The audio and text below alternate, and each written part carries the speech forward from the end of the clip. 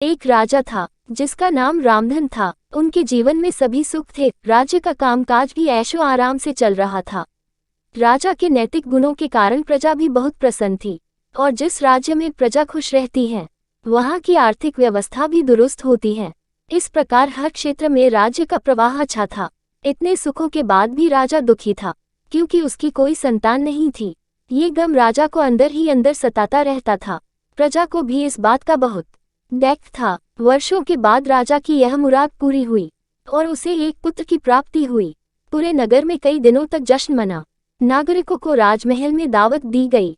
राजा की इस खुशी में प्रजा भी झूम रही थी। समय बीतता जा रहा था। राजकुमार का नाम नंदन सिंह रखा गया। पूजा पाठ एवं इंतजार के बाद राजा को संतान प्राप्त हुई थी, इसलिए उसे बड़े लाड़ प्यार से रखा जाता था। लेकिन अति किसी बात की अच्छी नहीं होती। अधिक लाड़ ने नंदन सिंह को बहुत बिगाड़ दिया था। बचपन में तो नंदन की सभी बातें दिल को लुभाती थी, पर बड़े होते होते यही बातें बदतमीजी लगने लगती हैं। नंदन बहुत ज्यादा जिद्दी हो गया था। उसके मन में अहंकार आ गया था। वो चाहता था कि प्रजा सदैव उसकी जय जयकार करे, उसकी प्रशंसा करे। उसकी बात ना सुनने पर वो कोलाहल मचा देता था। बेचारे सैनिकों को तो वो पैर की जुती ही समझता था। आए दिन उसका प्रकोप प्रजा पर उतरने लगा था। वो खुद को भगवान के समान पूजता देखना चाहता था। आयु तो बहुत कम थी, लेकिन अहम कई गुना बढ़ चुका था। नंदन के इस व्यवहार से सभी बहुत दुखी थे। प्रजा आए दिन दरबार में नंदन की शिकायत लेकर आती थी, जिसके कारण राजा का सिर लज्जा से झुक जाता था। यह एक गंभीर विषय बन चुका था। एक दिन राजा ने सभी खास दरबारियों एवं मंत्रियों की सभा बुलवाई और उनसे अपने दिल की बात कही कि वे राजकुमार के इस व्यवहार से अत्यंत दुखी हैं। राजकुमार इस राज्य का भविष्य हैं। अगर उनका व्यवहार यही रहा तो राज्य की खुशहाली चंद दिनों में ही जाती रहेगी। दरबारी राजा को सांत्वना देते हैं और कहते हैं कि आप हिम्मत रखें, वरना प्रजा निस्सहाय हो जाएगी। मंत्री ने सुझाव दिया कि राजकुमार को एक उचित मार्गदर्शन एवं सामान्य जीवन के अनुभव की जरूरत है। आप उन्हें गुरु राधागुप्त के आश्रम भेज दीजिए। सुना है वहां से जानवर भी इंसान बनकर निकलता है। ये बात राजा को पसंद आई और उसने नंदन को गुरु जी के आश्रम भेजा। अगले दिन राजा अपने पुत्र के साथ गुरु जी के आश्रम पहुंचे। राजा ने गुरु राधागुप्त के साथ अकेले में बात की और नंदन के विषय में सारी बातें कही। गुरु जी ने राजा को आश्वस्त किया कि वे जब अपने पुत्र से मिलेंगे तब उन्हें गर्व महसूस होगा। गुरु जी के ऐसे शब्द सुनकर राजा को शांति महसूस हुई और वे सहर्ष अपने पुत्र को आश्रम में छोड़कर राजमहल लौट गए। अगले दिन सुबह गुरु के खास चेले द्वारा नंदन को भिक्षा मांगकर खाने को कहा गया, जिसे सुनकर नंदन ने साफ इनकार कर दिया।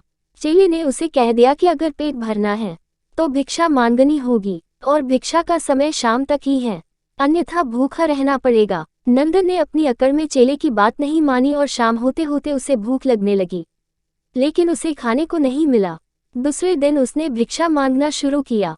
शुरुआत में उसके बोल के कारण उसे कोई भिक्षा नहीं देता था, लेकिन गुरुकुल में सभी के साथ बैठने पर उसे आधा पेट भोजन मिल जाता था। धीरे धीरे उसे मीठे बोल का महत्व समझ आने लगा और करीब 1 महीने बाद नंदन को भरपेट भोजन मिला, जिसके बाद उसके व्यवहार में बहुत से परिवर्तन आए। इसी तरह गुरुकुल के सभी नियमों ने राजकुमार में बहुत से परिवर्तन किए, जिसे राधागुप्त जी भी समझ रहे थे। एक दिन राधागुप्त जी ने नंदन को अपने साथ सुबह सवेरे सैर पर चलने कहा। दोनों सैर पर निकल गए। रास्ते भर बहुत बातें की। गुरु जी ने नंदन से कहा कि तुम बहुत बुद्धिमान हो और तुम में बहुत अधिक ऊर्जा है, जिसका तुम्हें सही दिशा में उपयोग करना आना चाहिए। दोनों चलते चलते एक सुंदर बाग में पहुंच गए, जहां बहुत सुंदर सुंदर फूल थे, जिनसे बाग महक रहा था। गुरु जी ने नंदन को बाग से पूजा के लिए गुलाब के फूल तोड़ने कहा। नंदन झट से सुंदर सुंदर गुलाब तोड़ लाया और अपने गुरु के सामने रख दिए। अब गुरु जी ने उसे नीम के पत्ते तोड़कर लाने कहा।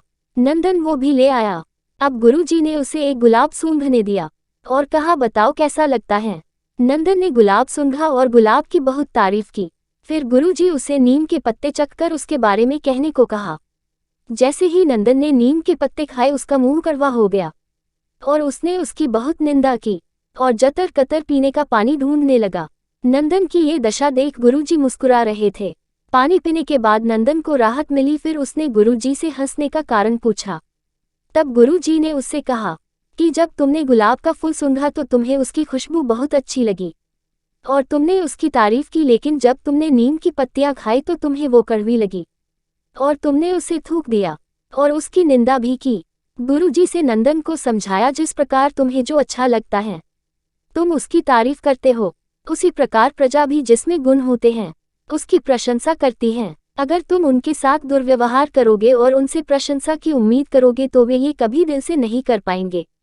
इस प्रकार जहाँ गुण होते हैं वहाँ प्रशंसा होती है। नंदन को सभी बातें विस्तार से समझ आ जाती हैं और वो अपने महल लौट जाता है। नंदन में बहुत परिवर्तन आता है और वो बाद में एक सफल राजा बनता है। कहानी की शिक्षा। गुरु की सीख ने नंदन का जीवन ही बदल दिया। वो एक क्रूर राजकुमार से एक न्यायप्रिय दयालु राजा बन गया।